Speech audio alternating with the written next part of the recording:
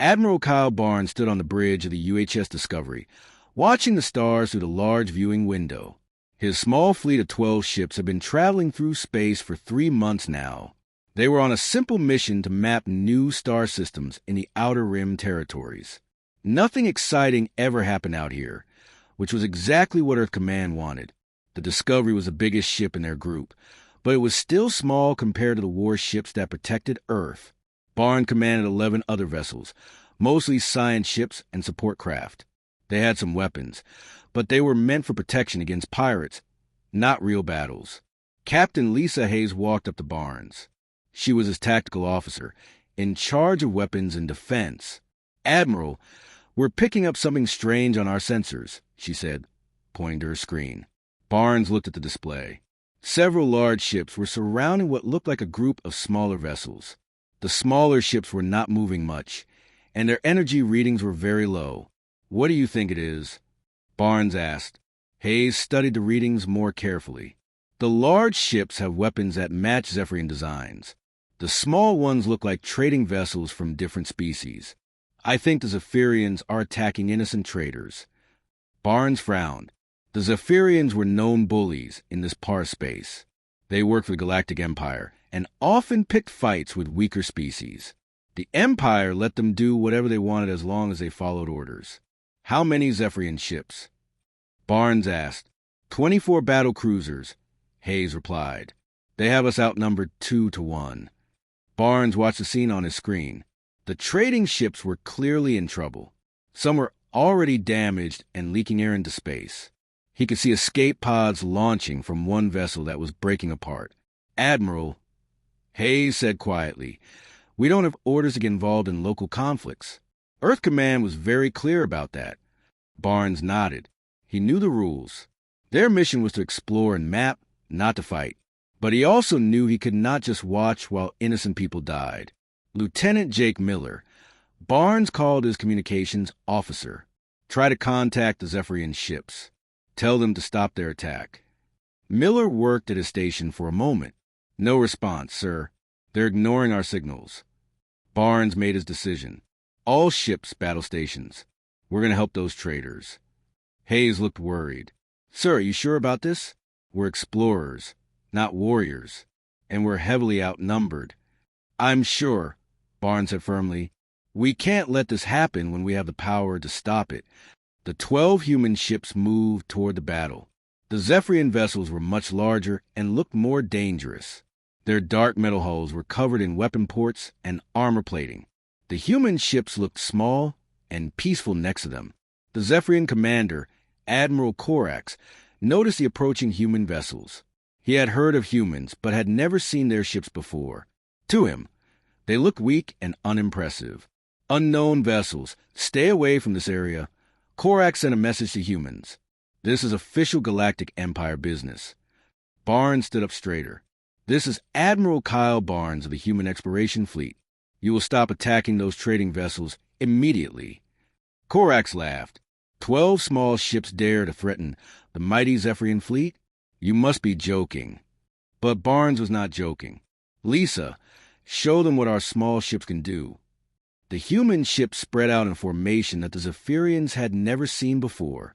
Each vessel moved with perfect timing, like they were dancing in space.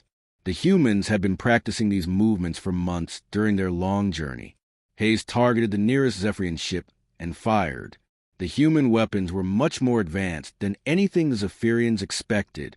The energy beam cut through the alien ship's shields like they were made of paper. The Zephyrian vessel exploded in a bright flash. "Impossible!" Corax shouted. "How did such a small ship destroy our battlecruiser?" The other human ships began firing too. Their weapons were incredibly accurate and powerful. Each shot seemed to hit exactly where it would do the most damage. Within minutes, 6 Zephyrian ships were destroyed or badly damaged. The Zephyrians tried to fight back, but their weapons could barely scratch the human ships. The humans moved too fast, and their shields were too strong. It was like watching children try to fight trained soldiers. Captain Steve Walsh, commanding one of the human science vessels called the Horizon, found himself in the middle of his first real battle. His ship was not designed for fighting, but its advanced shields and sensors made it nearly impossible for Zephyrians to hit. "This is amazing," Walsh said to his crew. "Our defensive systems are working perfectly." Lieutenant Monica Evans, Walsh's science officer, was recording everything. "The Zephyrian weapons are at least 50 years behind our technology," she reported. "Their tactics are also very basic." The battle was over in less than 30 minutes. Half of the Zephyrian fleet was destroyed, and the rest were badly damaged. Admiral Corax could not believe what had happened. His powerful fleet had been defeated by 12 small human ships. "Retreat!" Corax ordered his remaining vessels. "Get us out of here." The surviving Zephyrian ships limped away as fast as they could. Barnes watched them go, then turned his attention to the rescued traders. "Miller, contact the trading vessels. See if they need help." The trading ships belonged to different species. Some were bird-like Altarians, others were the crystal-based Techerites. All of them were amazed that the humans had saved them. "Thank you, brave humans. The Altarian captain sent a message. We thought we were going to die. Your fleet is incredibly powerful." Barnes felt a little uncomfortable. "We just did what was right. Are any of your people hurt?" The traders reported some injuries, but nothing too serious. The humans helped transfer the wounded to their medical ships and provided supplies to repair the damaged trading vessels. As the human fleet prepared to continue their mission, Barnes felt good about what they had done. He had no idea that this small battle would soon change everything in the galaxy. The rescued traders watched the 12 human ships fly away into the darkness of space. To them, these vessels had seemed like mighty warships with incredible power. They had no way of knowing that they had just been saved by what humans considered a small exploration group. News of the battle began to spread across the galaxy through the trader communication networks. Each time the story was told, it became a little bigger and more frightening. Soon, every species in the Outer Rim would know about the powerful human fleet that had destroyed the Zephyrians without breaking a sweat. Admiral Corax sat in his damaged command chair, staring at the reports from his surviving ships. Half of his fleet was gone, destroyed by just 12 human vessels. His hands shook as he recorded his message to the Galactic Empire's ruling council. "Supreme Command, this is Admiral Corax of the Zephyrian fleet," he began, his voice trembling. "I must report a devastating defeat. The humans have deployed a powerful war fleet in the Outer Rim. Their technology is far beyond anything we have ever encountered." Corax paused, remembering the terrible sight of the ships exploding one after another. The human vessels appeared small, but they possessed weapons that cut through our shields like they were nothing. Their tactical coordination was perfect. They moved like they had been fighting together for decades. He continued his report, describing how the human ships had seemed to dance around his forces, striking with deadly precision. "I believe this was a deliberate show of force. The humans wanted to send a message to the Empire. They are not the peaceful explorers we thought they were." The message was sent through the Empire's fastest communication channels. Within hours, it reached the capital world where Emperor Thane and his council would read every terrifying word. Meanwhile, the rescued trading vessels had already begun spreading their own version of the story. The Altarian captain, whose name was Zeke, spoke to his crew as they repaired their damaged ship. "I have never seen anything like it," Zeke said, his feathers still ruffled from fear and excitement. The human ships moved like hunting birds, striking with perfect timing. Their weapons were like lightning from the gods. The Altarian navigator, Pip, nodded eagerly. "Did you see how their shields glowed?" The Zephyrian attacks just bounced off like raindrops. And their leader, this Admiral Barnes, he spoke so calmly, like destroying an entire fleet was normal for them. As the Altarian ship traveled to their next trading post, they told their story to everyone they met. Each time they told it, the details became more impressive. The 12 human ships became a massive fleet. The quick battle became an epic space war. The Techerite crystal beings had their own version of events. Their captain, a being called Resonance of Truth, spoke to other Techerites through their shared crystal network.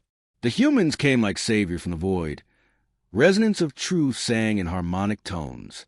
Their vessels hummed with power we cannot understand. They defeated the Zephyrian oppressors with such ease that it seemed like magic. The Crystal Beings communication network spread across dozens of star systems instantly. Every Techerite in the galaxy soon knew about the incredible human victory. On Earth, Captain Ryan Scott was having a very confusing day. He worked in the Strategic Defense Department, monitoring threats to human space. His job was usually boring, watching for pirate activities or checking on trading disputes. But today, his communication systems were going crazy. Messages were pouring in from across the galaxy, all talking about humans. Most of the messages made no sense to him. Dr. Amanda Clark, "Can you come look at this?" Scott called to the xenobiologist in the next office. Dr. Clark walked over, carrying her tablet full of notes about alien cultures. "What's the problem, Ryan?" Scott showed her a screen. "I'm getting reports about a human military victory somewhere in the Outer Rim. But according to our fleet records, we don't have any military ships in that area. Just Admiral Barnes and his exploration group." Clark read through some of the messages. Her eyes grew wide. "Ryan, these reports are saying that humans destroyed an entire Zephyrian fleet. They're talking about advanced weapons and superior tactics." "That's impossible," Scott said. "Barnes only has 12 ships, and most of them are science vessels.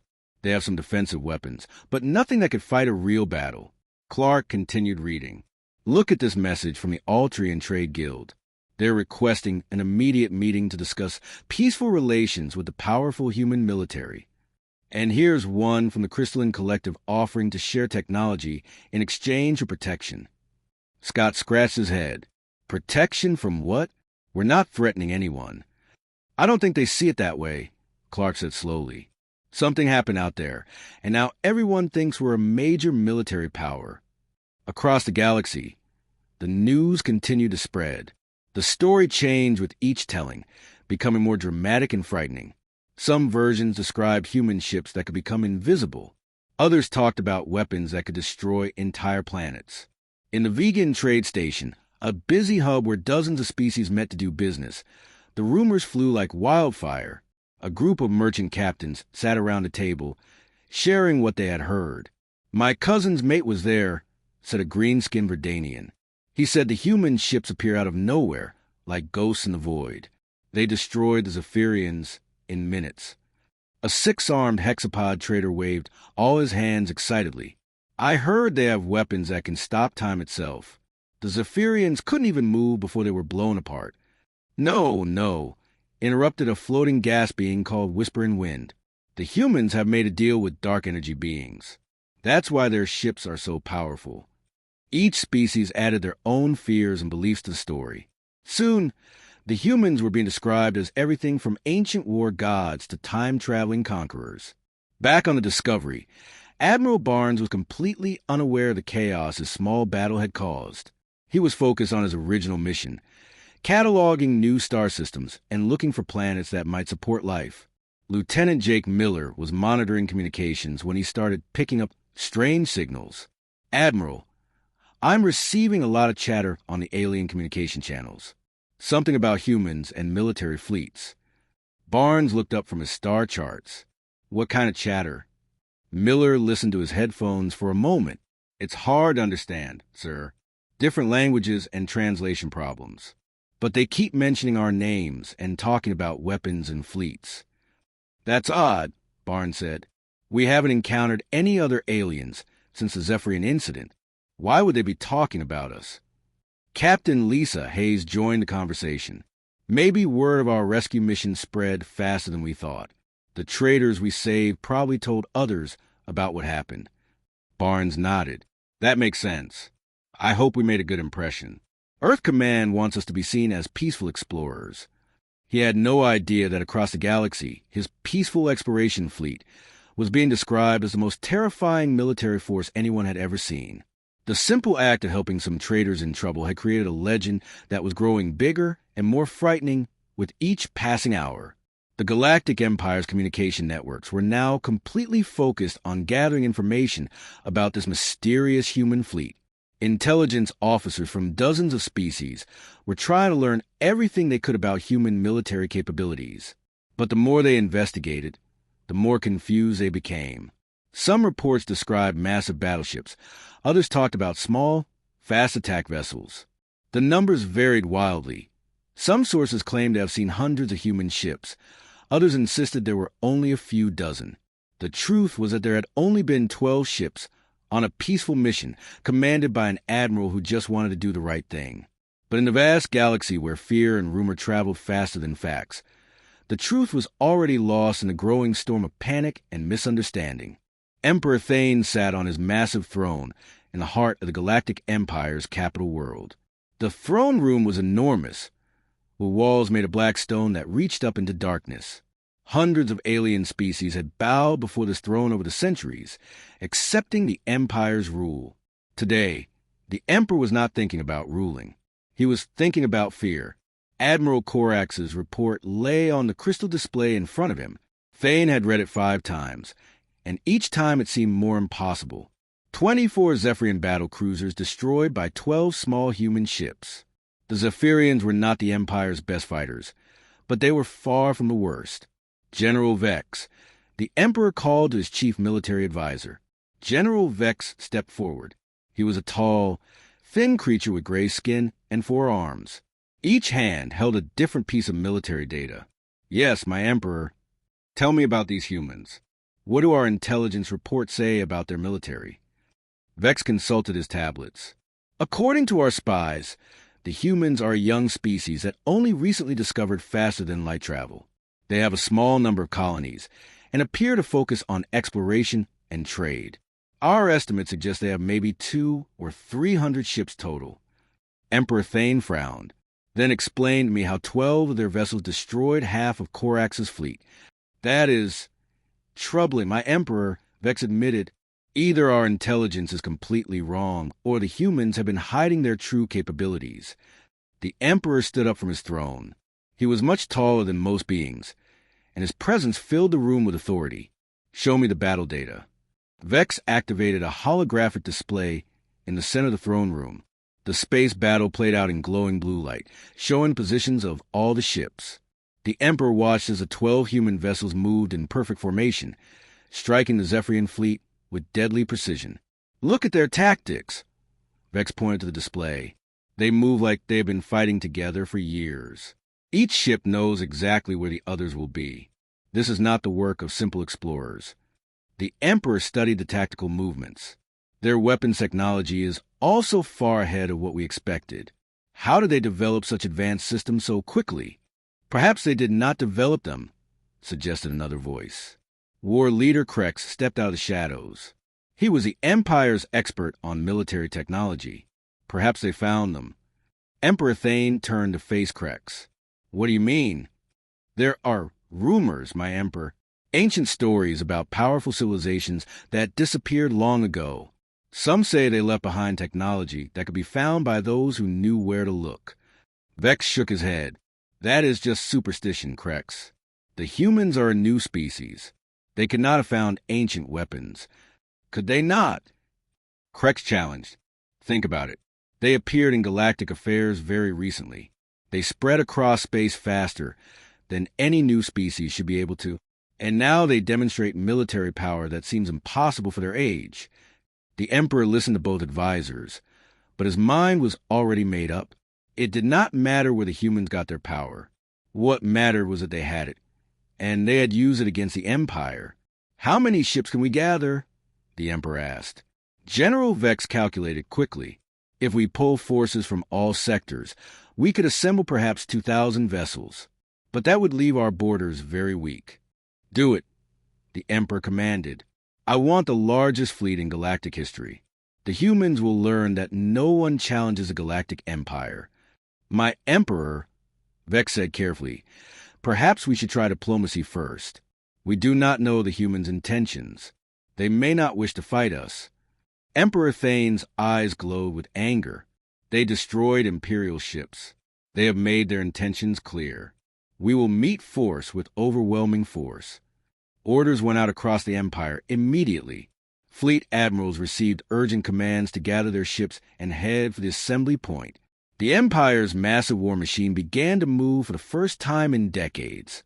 Meanwhile, on the Discovery, communications officer Jake Miller was getting more confused by the hour. The alien communication channels were full of military chatter, and much of it seemed to involve humans. Admiral Barnes, Miller called across the bridge. I'm picking up some strange transmissions. It sounds like someone is mobilizing a large fleet. Barnes walked over to Miller's station. What kind of fleet? Pirates. No, sir, this is much bigger. I'm hearing ship movement orders from multiple sectors, and they keep mentioning Earth and human coordinates. Captain Lisa Hayes joined them. Sir, could this be related to our encounter with the Zephyrians? Barnes thought about it. I suppose it's possible. But we only fought one small engagement. Surely that wouldn't cause a major military response. On the science ship Horizon, Captain Steve Walsh was having his own strange encounters. Every alien vessel they met either ran away immediately or tried to surrender.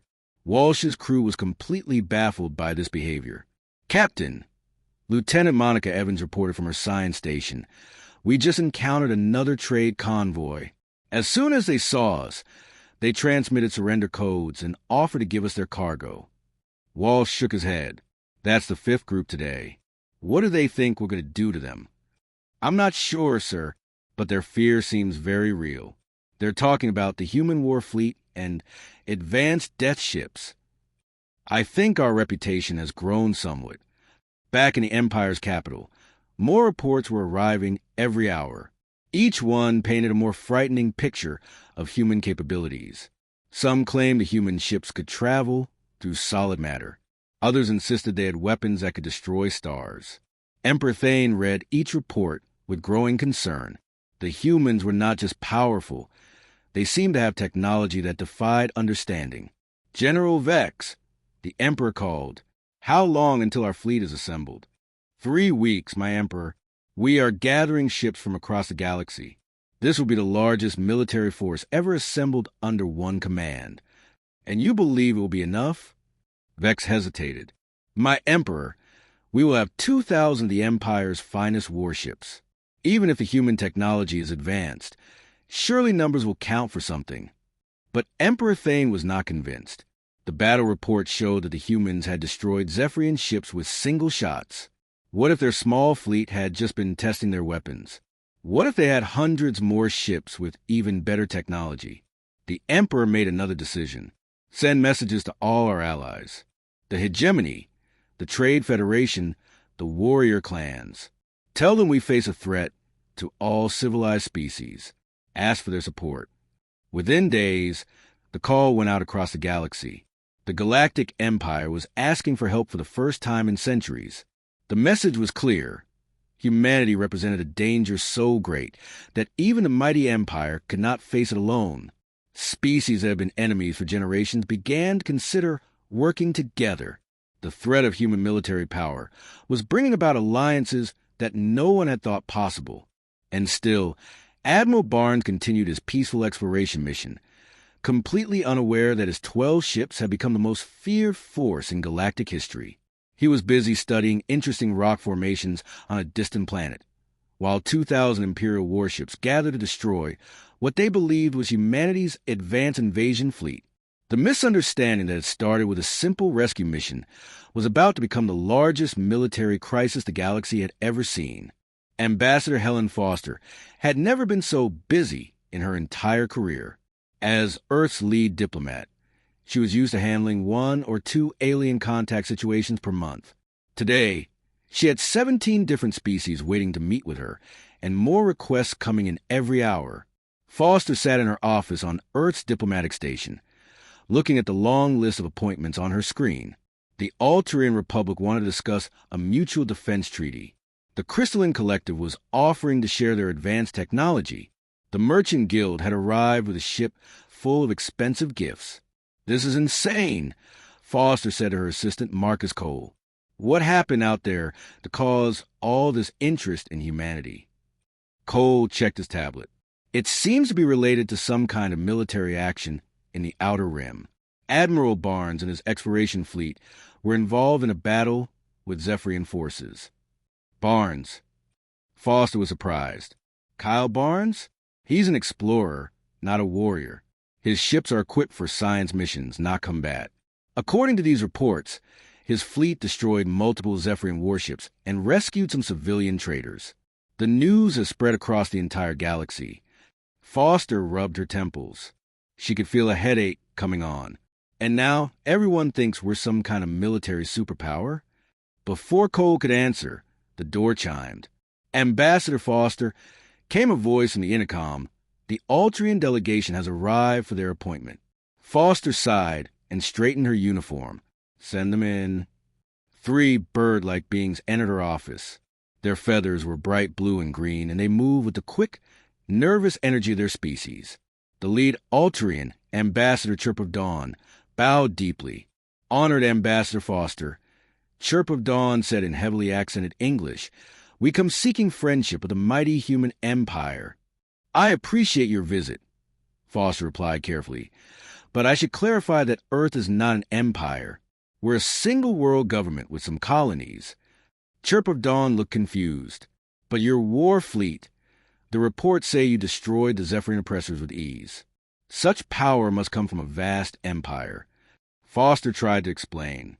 Admiral Barnes commands an exploration fleet, not a war fleet.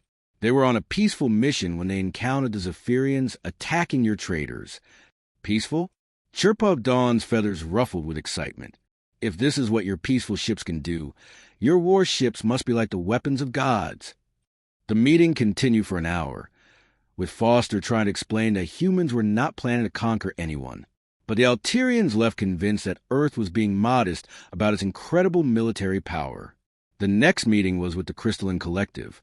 3 crystal beings floated into the room, their bodies humming with harmonic tones that made Foster's teeth ache. Greetings, Ambassador of the Resonant Humans, sang the lead crystal being Harmony of Purpose. We offer technological exchange for protection from imperial aggression. What kind of protection are you looking for? Foster asked. The same protection you gave to the traders in the Outer Rim. Your fleet's demonstration of power has shown us that humans can stand against the Empire's tyranny. Foster was getting frustrated. That was just Admiral Barnes doing the right thing. We weren't trying to demonstrate anything. Harmony of Purpose harmonize in what might have been laughter. Human modesty is well known. You pretend weakness while hiding strength. Very wise. After the crystal beings left, Foster called for a break. She needed to understand what was really happening. Marcus, get me a direct communication link to Admiral Barnes. I need to hear his version of this story. While Foster was dealing with diplomatic chaos on Earth, Captain Steve Walsh was experiencing his own problems in space. His ship, the Horizon, had been trying to complete a routine survey of an asteroid field when they were approached by a heavily armed convoy. Captain, Lieutenant Monica Evans reported from her science station, 12 ships are approaching. Their fly hegemony battle flags, but they're transmitting surrender codes. Walsh stared at the tactical display. They want to surrender? To us? We haven't even talked to them yet. The lead hegemony ship sent a communication. Human vessel, we submit to your authority. Please do not destroy us. We carry only mining equipment and civilian workers. Walsh opened a channel. This is Captain Walsh of the Earth ship Horizon. We're on a peaceful scientific mission. We have no intention of harming anyone. There was a long pause before the alien captain replied. You are not here to establish a military base. No, Walsh said, confused. We're studying asteroids. Another pause. Forgive us, great humans. We heard of your fleet's power and assumed you were here to claim this system for your empire. After the Gemini ships left, still confused but relieved, Evans turned to Walsh. Captain, what empire are they talking about? And why does everyone think we're military conquerors? Meanwhile, on a trade station near the Galactic core, panic was spreading among the merchant community. The station housed thousands of traders from dozens of species, and all of them were talking about the same thing, the human military threat. A group of vegan merchants huddled around a table in the station's main cantina. Their purple skin was pale with fear as they discussed the latest rumors. I heard they have ships that can become invisible, whispered one trader. They can attack without warning and disappear before anyone can fight back. No, insisted another. My source says they have weapons that can destroy planets. The Zephyrians never had a chance. A third merchant joined conversation.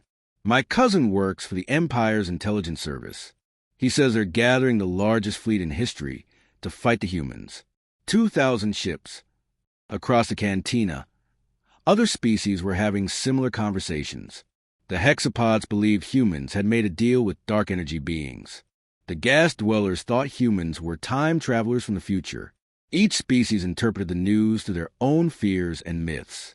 The truth was becoming impossible to find in the growing storm of rumors and panic. Back on Earth, Ambassador Foster finally managed to get through to Admiral Barnes. His face appeared on her communication screen, looking tired but cheerful. "Helen." Barnes smiled. "Good to see you. How are things back home?" "Kyle, I need you to tell me exactly what happened with the Zephyrians. Every detail." Barnes looked surprised. "It wasn't a big deal. We found some Zephyrian ships attacking traders, so we intervened. The Zephyrians weren't very good fighters. Their tactics were outdated and their technology was behind ours. How many Zephyrian ships were there?" 24. We had 12. It was over pretty quickly. Foster felt her headache getting worse. "Kyle, do you have any idea what kind of chaos this has caused? I have 17 species wanting to make alliances with us. Half the galaxy thinks we're about to invade them." Barnes blinked. "What? Helen, we're explorers. We're not invading anyone." "I know that, and you know that. But apparently everyone else thinks your 12 ships represent the advanced force of a massive human empire." "That's ridiculous," Barnes said. "We're just doing our job." Foster leaned back in her chair. "Kyle, I think we have a serious problem. The entire galaxy is afraid of us, and they're making military and political decisions based on that fear." As if to prove her point, Marcus Cole burst into her office. "Ambassador! Urgent message from the Galactic Empire. They want to open formal diplomatic channels immediately. They're also asking about our intentions regarding territorial expansion." Foster looked at Barnes on the screen. "Kyle, I think your little rescue mission just changed galactic politics forever." Barnes stared back at her, finally beginning to understand the scope of what had happened. 12 ships on a peaceful mission had somehow become the most feared military force in the galaxy, and now everyone was reacting to a threat that did not actually exist. The misunderstanding was growing bigger every day, and Foster was not sure how to stop it without making things even worse. Admiral Barnes sat in his ready room aboard the Discovery, staring at the communication screen that showed Admiral Christine Moore back on Earth. Moore was the head of Earth's Defense Command, and she looked very serious. "Kyle, I need you to explain this situation one more time," Moore said, "because what I'm hearing makes no sense." Barnes took a deep breath. "Admiral, we were on a routine mapping mission when we encountered Zephyrian ships attacking civilian traders. I made the decision to intervene. We defeated the Zephyrians and rescued the civilians with 12 ships." "Yes, ma'am." "Against 24 Zephyrian battle cruisers." "Yes, ma'am." Moore rubbed her forehead. "And now the entire galaxy thinks those 12 ships represent our main battle fleet?" "Apparently so. I had no idea this would happen." In the background, Colonel Tyler Johnson stepped into view. He was Moore's chief strategist, a man known for his creative thinking about military problems. "Admiral Barnes," Johnson said, "from a strategic perspective, this misunderstanding could be very useful. The galaxy fears us now. That fear could prevent conflicts and give us a much stronger position in future negotiations." Barnes frowned. "Colonel, with respect, I don't think lying to the entire galaxy is a good idea." Dr. Patricia Williams, Earth's lead expert on alien psychology, joined the conversation. "Kyle's right to be concerned. Building our diplomatic relationships on a false foundation could backfire badly when the truth comes out." Moore listened to both perspectives. As the person responsible for Earth defense, she had considered all options. "Tyler, how long can we maintain this deception?" "Indefinitely if we're careful," Johnson replied. "We just need to keep our real military capabilities secret while projecting strength. Admiral Barnes and his exploration fleet continue their mission, and everyone assumes they're just the tip of the iceberg." But what happens when someone calls our bluff? Williams asked. What if a major power decides to test our supposed military might? Before anyone could answer, Moore's communication officer interrupted. Admiral, urgent intelligence report. The Galactic Empire is assembling a massive fleet. Our sources indicate over 2,000 ships. The room fell silent. Moore felt a chill run down her spine. 2,000 ships? Heading where? Unknown, ma'am. But based on their communication intercepts, they seem to be preparing for a major military operation against an unspecified threat. Barnes felt sick to his stomach. Admiral Moore, you don't think they're preparing to attack Earth? Moore turned to Johnson. Tyler, what's our actual military strength? Johnson consulted his tablet, but he already knew the numbers by heart. 347 ships total. Most are patrol vessels and system defense platforms. We have maybe 50 ships that could fight in a real space battle against 2,000 Imperial warships. Williams said quietly, that's not a fight we could win. Meanwhile, across the galaxy, the Empire's spy networks were working overtime to gather intelligence about human military capabilities. The task was proving almost impossible because every source had a different story.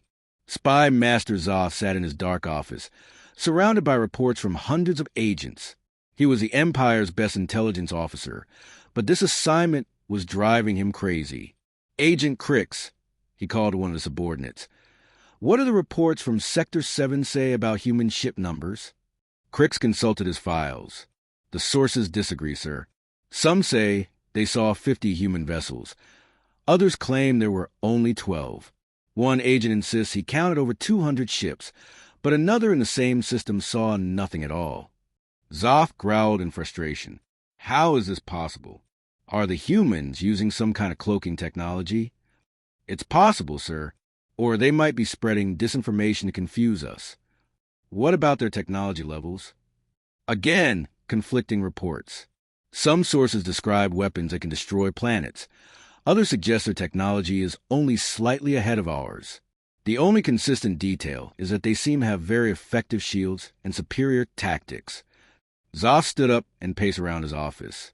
In 30 years of intelligence work, he had never encountered a target this difficult to analyze. What do you think, Crix? Are the humans really as powerful as the reports suggest? Crix hesitated. Sir, I think the humans are deliberately creating confusion. They want us to overestimate their capabilities. Back on Earth, Admiral Moore was facing the hardest decision of her career. Earth's real military could never stand against the Empire's massive fleet. But if they admitted the truth about their limited capabilities, they might invite attack from multiple enemies. Kyle, Moore said to Barnes on the communication screen, I need you to continue your mission as planned. Don't do anything that would reveal our true strength, but don't back down from any challenges either. Admiral, that's asking a lot. If we encounter serious opposition, 12 ships won't be enough. Colonel Johnson spoke up. Admiral Barnes, you might not need to fight. Your reputation is now your greatest weapon. Most enemies will probably retreat rather than face the mighty human fleet. Dr. Williams was not convinced. This strategy is extremely risky. What if we encounter someone who's not afraid? What if they realize we're bluffing? Moore made her decision. We proceed with caution. Barnes, continue your exploration mission, but stay in contact. If the situation becomes too dangerous, we'll recall you immediately. And if the Empire attacks Earth? Barnes asked. Moore's expression was grim. Then we fight with everything we have and hope it's enough. After ending the communication with Barnes, Moore called an emergency meeting of Earth's Defense Council. Representatives from every major nation gathered in the secure conference room deep beneath Geneva. Ladies and gentlemen, Moore began, we face an unprecedented situation. Our peaceful exploration mission has somehow convinced the galaxy that we're a major military power. This presents both opportunities and dangers. President Sarah Martinez of the Americas Union raised her hand. Admiral, what are our real options here? We can tell the truth and hope for the best, or we can maintain the deception and try to build actual military strength to match our reputation. Chancellor Hans Weber of the European Federation looked worried. How long would it take to build a real fleet? Years, Moore admitted. Maybe decades. Our industrial capacity is limited, and we'd need to develop new technologies. Prime Minister Yuki Tanaka of the Pacific Alliance asked the question everyone was thinking. What happens if the Empire decides to attack before we're ready? Moore had no good answer for that question. Meanwhile, on the Discovery, Barnes was dealing with his own crisis of conscience. Captain Lisa Hayes found him in his quarters, staring out at the stars. "Admiral, you look troubled." Barnes turned to face her.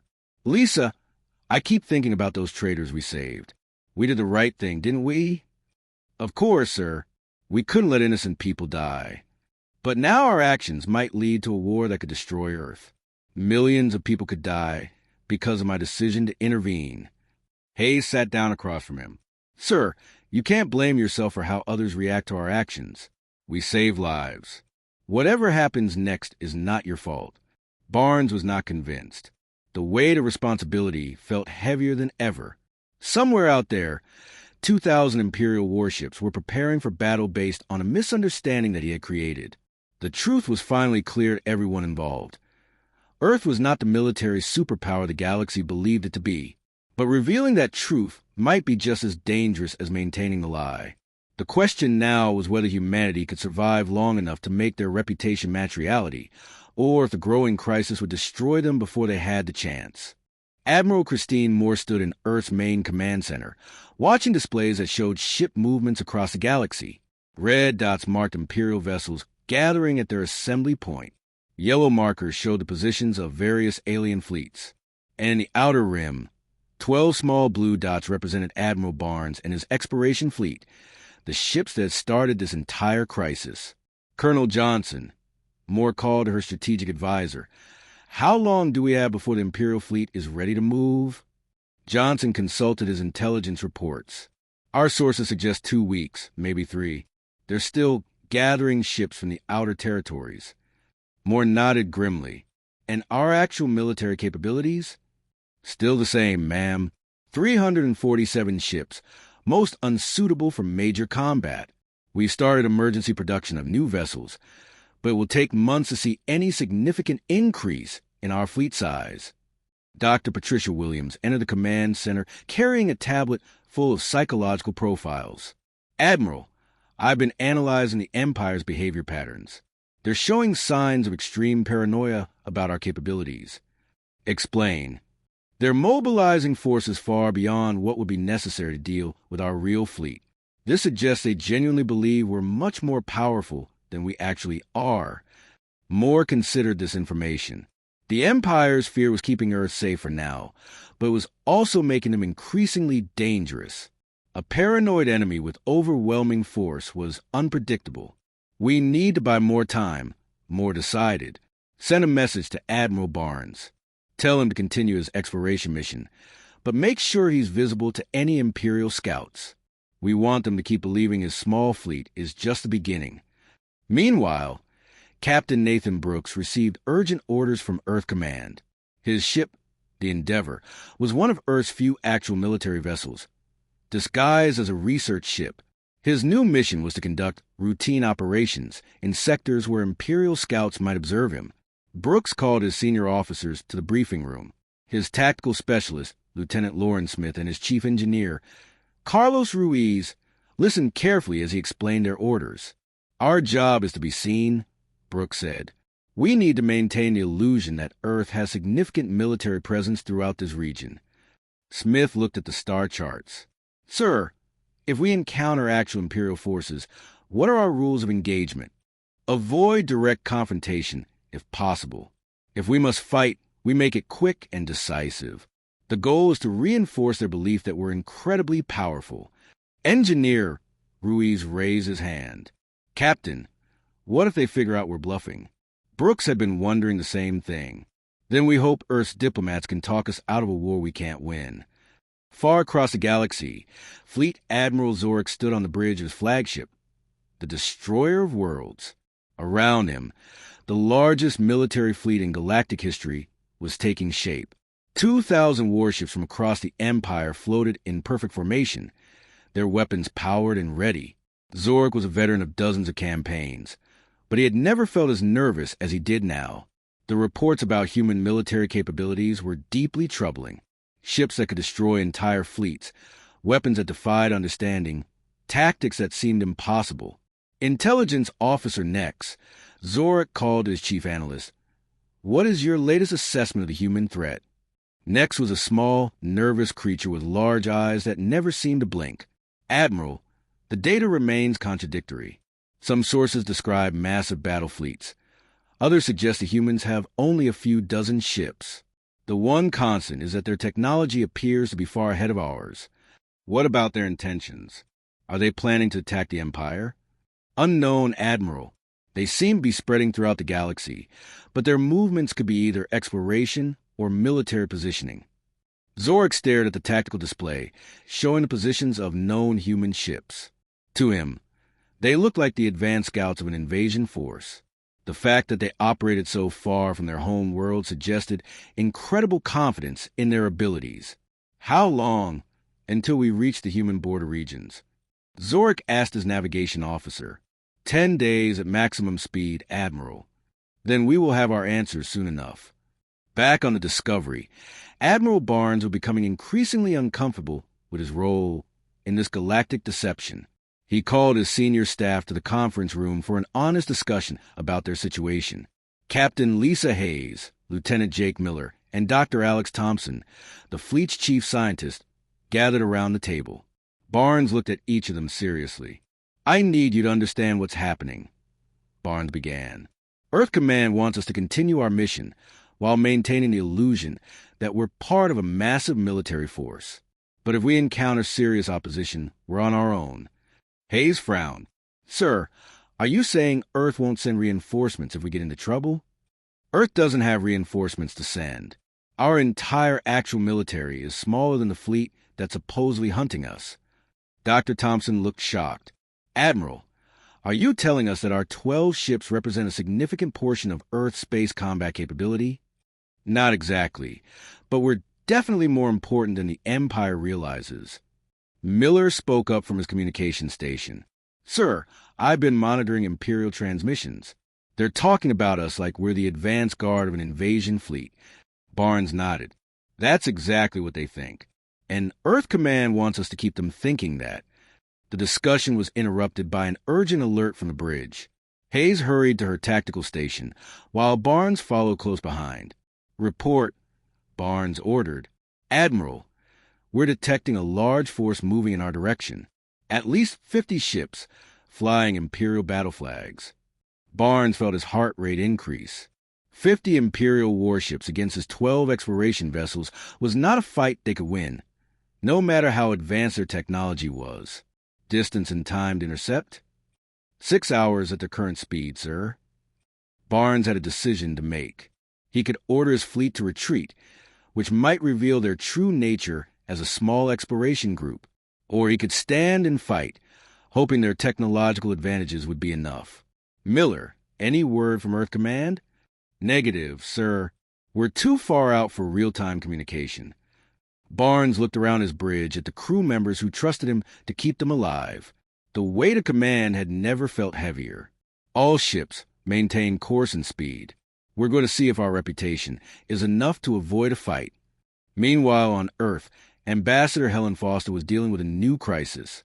The Altrian Republic had sent a delegation to request military protection against the approaching Imperial fleet. "Ambassador Foster," said Chirp of Dawn, the Altrian leader, "our intelligence suggests the Empire is planning to attack human forces. We seek the protection of Earth's mighty fleet." Foster tried to remain calm.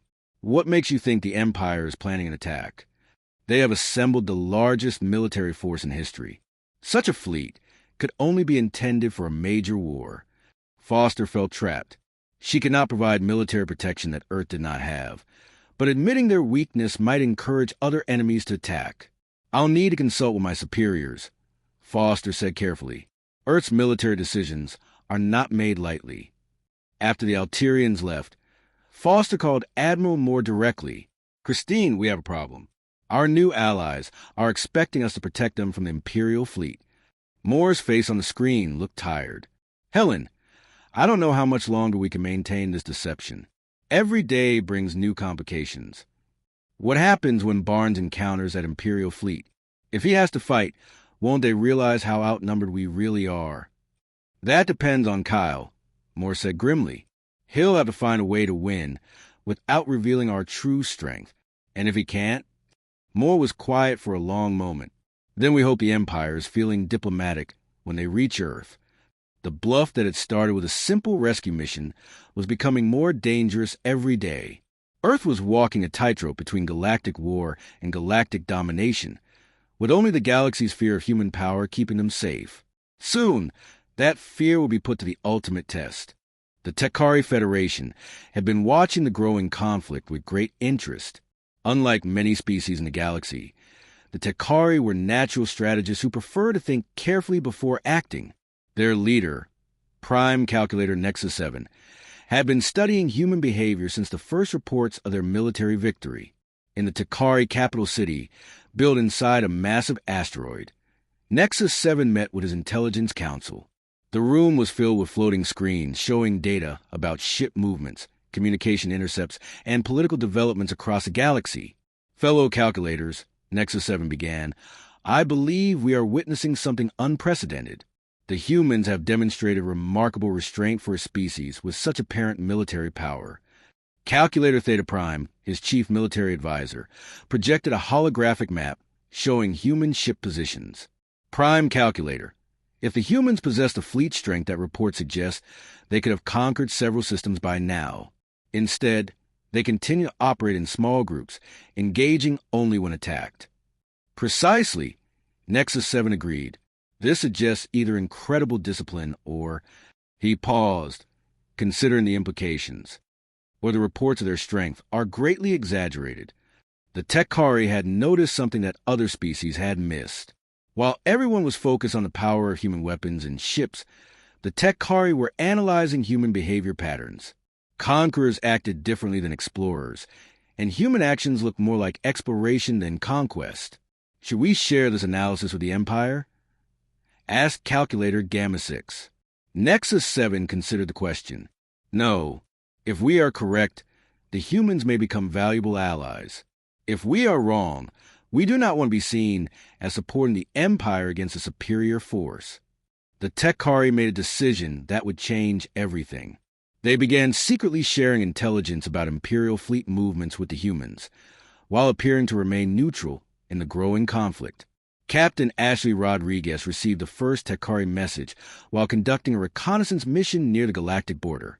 Her ship, the Explorer, was one of Earth's newest vessels, equipped with advanced stealth systems.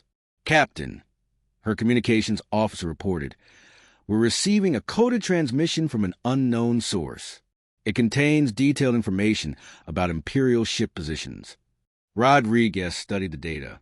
It showed the massive Imperial fleet moving through space in a complex formation designed to search for human vessels. More importantly, it revealed a weakness in their search pattern. Send this information to Admiral Barnes immediately, Rodriguez ordered, and try to identify the source of this intelligence.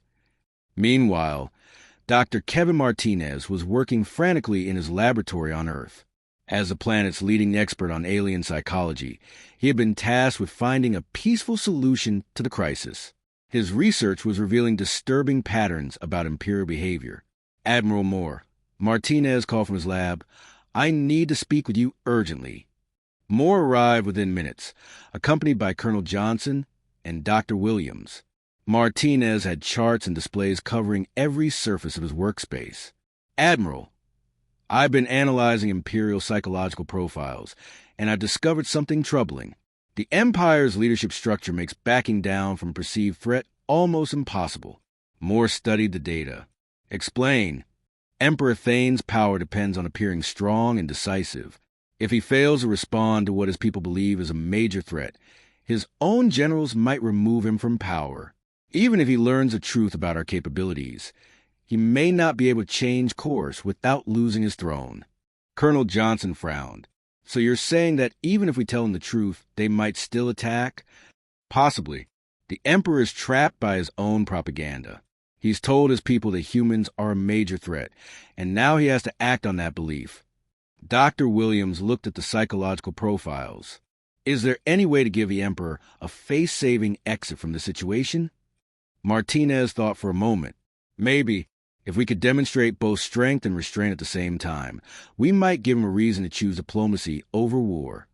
Back in space, Admiral Barnes was facing his own impossible situation. The Imperial fleet had been detected 50 ships strong, and they were clearly searching for human vessels. His 12 ships were hiding in the shadow of a large asteroid, but they could not remain hidden forever. Admiral, Captain Hayes reported from her tactical station, the Imperial search pattern is bringing them closer to our position. We'll be detected within 6 hours. Barnes studied the tactical display.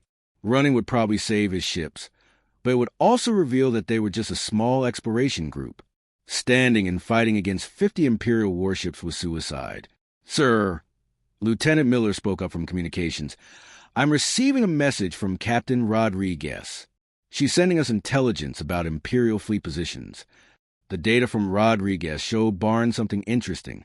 The 50-ship force hunting them was just one part of a much larger fleet, but it was also operating independently, without immediate support from the main Imperial Armada. Hayes! If we had to fight that force, what would be our chances? Hayes ran calculations on her computer. Against 50 ships? Very poor, sir. Even with our technological advantages, we'd be overwhelmed by sheer numbers. Barnes made a decision that would change the course of galactic history. All ships, prepare for combat. But we're not going to fight them all at once. He called his captains to a conference on the secure communication channel. Listen carefully. We're going to use hit-and-run tactics. Strike fast, disappear, and strike again. Make them think they're fighting a much larger force that's just staying hidden. Captain Walsh of the Horizon looked worried. Admiral, that's incredibly risky. If even one of us gets caught, then we make sure nobody gets caught. Barnes replied firmly. Steve, your ship has the best sensors. You'll coordinate our movements and warn us if they get too close. Lieutenant Evans on the Horizon was monitoring the Imperial communications when she detected something unexpected. Captain Walsh, the Imperial ships are receiving new orders. It looks like they're being recalled to join the main fleet. Walsh quickly reported this to Barnes. The Admiral felt a moment of relief, followed by growing dread. If the Imperial search force was being recalled, it meant the main fleet was preparing for something bigger. Miller, any word on what the main Imperial fleet is planning? Negative, sir. But based on their course and speed, they're heading toward human space.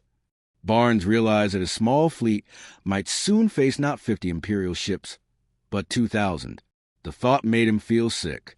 On Earth, the situation was becoming desperate. Admiral Moore called an emergency session of the Global Defense Council. Leaders from every nation gathered in the secure conference room, their faces grim with worry. Ladies and gentlemen, Moore began, our intelligence suggests that the Imperial fleet will reach the edge of human space within 1 week. We need to make a decision about how to respond. President Martinez spoke first. What are our military options? Limited. Moore admitted, we can evacuate our outer colonies and concentrate our forces around Earth. But in a direct confrontation, we would be heavily outnumbered. Chancellor Weber asked the question everyone was thinking. What about Admiral Barnes and his fleet? Could they provide a distraction? Moore hesitated. Barnes has 12 ships. The Imperial fleet has 2,000. Even if his ships perform miracles, they can't stop an invasion force that size. Prime Minister Tanaka suggested a different approach. What if we reveal the truth, told the Empire that our fleet is actually just an exploration group? Dr. Martinez, who had joined the meeting, shook his head. Based on my analysis, the Emperor can't afford to back down now. He's committed too much of his reputation to this conflict. The room fell silent as the leaders contemplated their options. Earth faced the largest military threat in human history, and they had no good solutions. There is one possibility, Colonel Johnson said quietly. We could try to make contact with the Empire directly, arrange a meeting between Admiral Barnes and their fleet commander. To what end? Moore asked, to buy time, and maybe to convince them that we're not the threat they think we are. It was a desperate plan, but it might be their only chance. Moore made the decision to contact Barnes and propose a direct meeting with the Imperial fleet. As a massive Imperial armada moved through space toward human territory, the galaxy held its breath. Ancient alliances were being tested, new partnerships were forming, and everyone was trying to position themselves for whatever came next. The storm that had been building since Barnes rescued those traitors was about to break. Soon, the truth about human military power would be revealed, one way or another. Admiral Barnes stood on the bridge of the Discovery, staring at the most terrifying sight he had ever seen. Spread across the darkness of space before him was the Imperial Armada, 2,000 warships arranged in perfect battle formation. Each ship was larger than anything in the small fleet, and their combined firepower could probably destroy entire planets. His 12 exploration vessels looked like toys next to the massive Imperial fleet. Barnes knew that any moment, those ships would detect his presence and demand surrender or destruction. The weight of responsibility for Earth's safety pressed down on him like a crushing force. "Admiral," Captain Hayes said quietly, "they've seen us. We're receiving a communication request." Barnes took a deep breath. This was the moment that would determine the fate of humanity. Put it through. The main screen filled with the image of Fleet Admiral Zorik, the Empire's military commander. The alien's face was stern and threatening, but Barnes thought he could see uncertainty in those cold eyes. "Human vessels," Zorik announced. "You are surrounded and outnumbered. Surrender immediately or be destroyed." Barnes stepped forward, projecting as much confidence as he could manage. "This is Admiral Kyle Barnes of the Human Exploration Fleet. We are on a peaceful mission and have no hostile intentions toward the Empire." Zorik's expression changed slightly. "Exploration Fleet? Our intelligence indicates you are the advance force of a massive human invasion." Barnes realized this was his chance to end the crisis. He could tell the truth and hope for the best, or he could make one final bluff that might save Earth from destruction. He chose truth, but delivered it in a way that no one expected. "Fleet Admiral Zorik," Barnes said calmly, "I need to clarify something important. This is Admiral Barnes of the Human Exploration Fleet. We are 12 ships on a peaceful mission. If you wish to see humanity's true military might, you are welcome to continue to Earth. But know that what you encountered here wasn't even our main fleet." The transmission was broadcast on all frequencies, reaching not just the Imperial fleet, but also monitoring stations across the galaxy. Lieutenant Sam Turner on the Discovery made sure the message was recorded and transmitted to every communication network within range. Aboard the Imperial flagship, Zorik stared at the human admiral in disbelief. 12 ships? This small group of vessels was what had destroyed the Zephyrian fleet and terrified the entire galaxy? "You're saying," Zorik spoke slowly, "that you are not the human military's main force?" Barnes maintained his calm expression. "Fleet Admiral, we are explorers, scientists. We carry some defensive weapons, but we are not a war fleet. What we did to Zephyrians was simply protecting innocent civilians." The implications hit Zorik like a physical blow.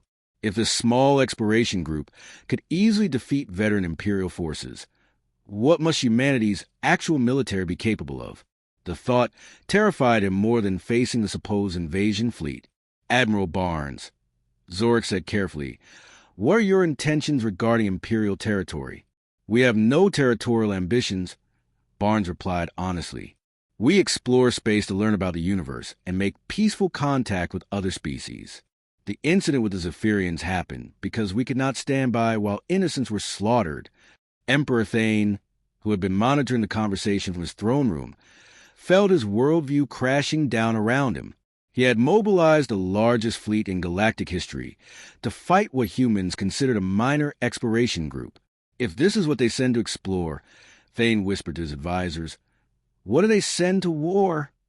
The recorded transmission spread across the galaxy within hours. Every species that had been watching the crisis heard Admiral Barnes calmly explain that his 12 ships, the ships that had terrorized the Empire, were not even part of humanity's main fleet. On the trade station where merchants had been gossiping about human military power, stunned silence fell over the cantina. The purple-skinned vegan trader, who had been spreading rumors about invisible human ships, sat down heavily. If that wasn't their main fleet, he said weakly, then what is their main fleet like? The Crystalline Collective's harmonic communications network carried the news instantly to every crystal being in the galaxy. Harmony of Purpose sang a tone of amazement that resonated through the crystalline matrix. The humans practice restraint beyond our understanding. The crystal being harmonized. They possess power that could dominate the galaxy, yet they choose exploration over conquest. In the Altarian Republic, Chirp of Dawn watched the transmission with growing excitement.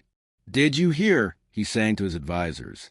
The humans' exploration ships defeated the Empire's best forces. Their actual military must be beyond imagination. Emperor Thane faced the most difficult decision of his reign. His massive fleet surrounded 12 human ships, but attacking them now seemed like the worst possible choice. If he destroyed the small exploration group, what would humanity's real military do in response? "Fleet Admiral Zorak," the Emperor transmitted. "You will stand down immediately. Open diplomatic channels with the human commander." Zorak was relieved to receive the order. Fighting 12 ships that had already proven their superiority was bad enough. Fighting them while knowing they represented only a tiny fraction of human power was unthinkable. "Admiral Barnes," Zorak transmitted. "By order of Emperor Thane, the Imperial fleet is withdrawing. The Empire wishes to open formal diplomatic relations with humanity." Barnes felt his knees go weak with relief. "Fleet Admiral, we would be honored to participate in diplomatic discussions. Perhaps we can work together to ensure peace and prosperity for all species." The crisis was over, but its effects would last for generations. Captain Jennifer Morris was selected to lead Earth's first official diplomatic mission to the Imperial capital. As her ship approached the massive space station that served as the Empire's seat of power, she was amazed by the reception she received. Hundreds of alien vessels lined up to escort her ship, treating her small diplomatic vessel like it carried the most important person in the galaxy. When she met with Emperor Thane, the powerful ruler actually bowed to her. "Ambassador Morris," Thane said respectfully, "the Empire seeks peaceful relations with humanity. We offer trade agreements, technological exchange, and mutual defense treaties." Morris was careful not to reveal humanity's true military situation. The human government is always interested in peaceful cooperation with other species. Meanwhile, Admiral Barnes returned to Earth as an unlikely hero. His small exploration fleet was given a parade through Earth's orbital stations, and he was promoted to Fleet Admiral in command of Earth's expanding space operations. But Barnes kept the truth to himself. In quiet moments, he would look at the reports of Earth's actual military strength and shake his head. 347 ships total, most of them unsuitable for major combat. The galaxy believed humanity had tens of thousands of warships, and Barnes saw no reason to correct that misunderstanding.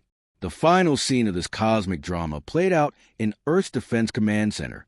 Admiral Moore stood before a display showing human ship positions across the galaxy. Green dots marked exploration vessels, blue dots showed trading ships, and red dots indicated the few actual military vessels Earth possessed.